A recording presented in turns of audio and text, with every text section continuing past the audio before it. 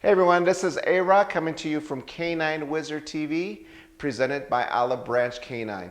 This is episode 11, and this episode's topic is using the release marker for two specific challenges that most pet owners and even law enforcement handlers have and military handlers have when exiting a building, going into a building, recovering their dog from a kennel or a crate. These are two specific things that we all are challenged with. So one thing is that you must consider is that the dog has a high level of excitement when he's going out and doing something. So we have to make sure that your dog doesn't run out and hurt himself or get into something that he's not supposed to. One. Two, in your kennel crate, we want to make sure that when the dog exits that you're able to recover him and do whatever you need to do with him, hook him up with a leash. So even though the dog has a high level of excitement, we want to make sure that we establish a good framework so that the dog is calm and that when he exits, he's rewarded for being calm and he's not trying to just like push his way out of the kennel.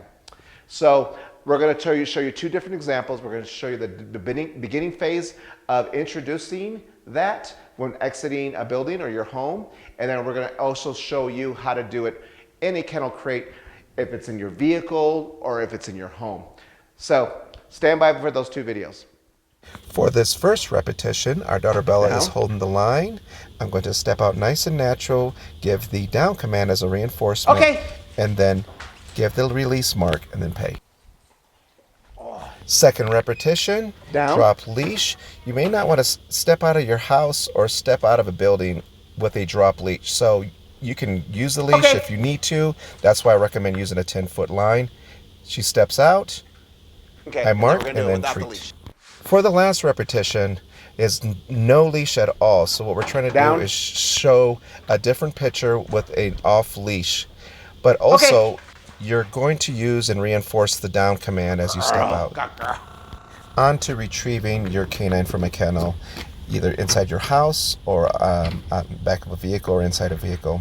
Our daughter Emma is going to help hold the gate as I present the wait command.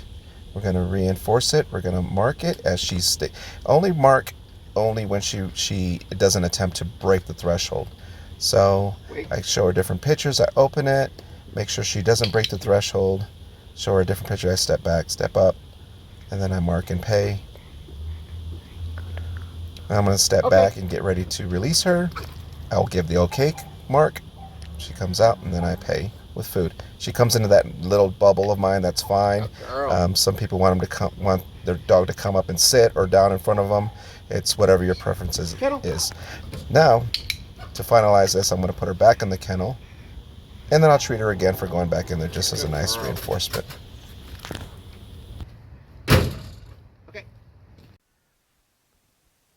So again, to recap, when using the release marker, we demonstrated the beginning phase and the end result.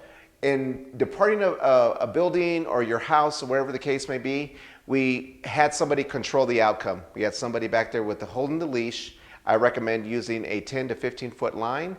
You hook it up to the collar, and that way the dog doesn't project itself in stepping out when you're trying to set up to provide that appropriate release marker.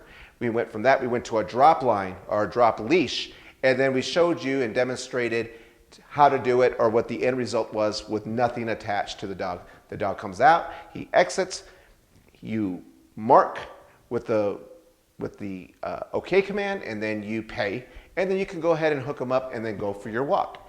In the kennel, we also showed the wait marker, which is closing the gate and making sure. What this does is it prevents the dog from running out and pushing itself and hurting itself. Again, we want the dog to feel safe.